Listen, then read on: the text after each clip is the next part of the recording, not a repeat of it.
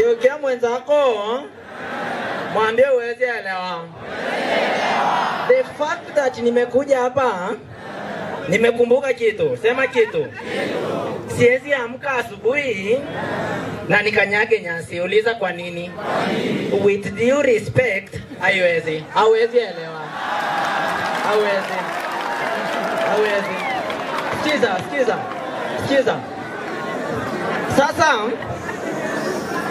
ukiingia kitchen utapata mende inachezea kwa sufuria ugali.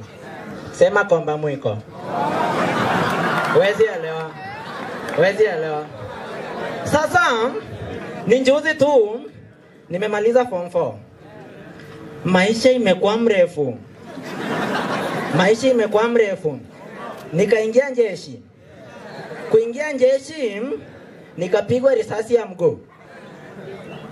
Nikaenda OC mimi peke yangu, nikabeba mguu yangu. Kupeleka OC, kumbe hakuna shida.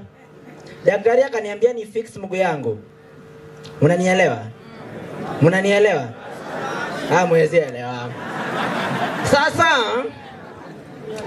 baada ya kupigwa risasi kwa mguu, nikapigwa risasi kwa masikio. Mnanielewa? Kupigwa risasi kwa masikio, nikapelekwa koti. Sikusikia vibaya.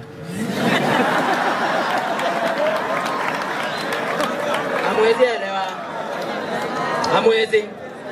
Sasa baada ya kupelekwa koti, hiyo kesi ikafanywa hearing.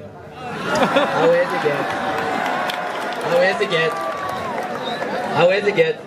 Sikiza. Unajua nimekaa hivi, nikarealize kitu. Mbona matawi iitwe leaves na isongi?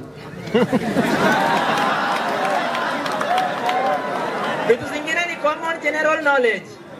Ukisema matatu leaves inatoka. Lakini the fact that matawi ni leaves na itoki, hata wewe huwezi elewa. Sasa tulia. Mnashangaa mlikuwa mnaniona na maji. Ukweli uongo? Hamwezi elewa. Sasa nilikuwa na maji. Lakini leo sina maji. Kuna mandam nimeona huko, mtamkonywa. Hamwezi elewa.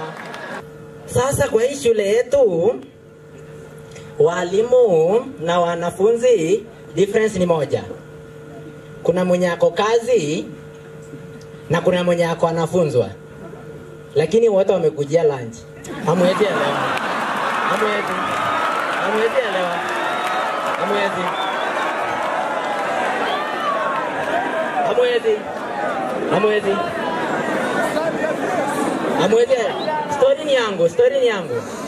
Story ni yangu.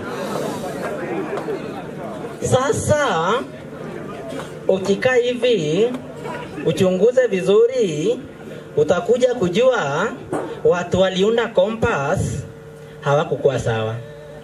Nikisimama hivi, my right iko huko, my left iko huko. Nikingeuka hivi, right inakuwa huko, left inakuwa huko. The fact that hao watu waliunda hivyo, they were not right. Uliza kwa nini? Njoo nime left.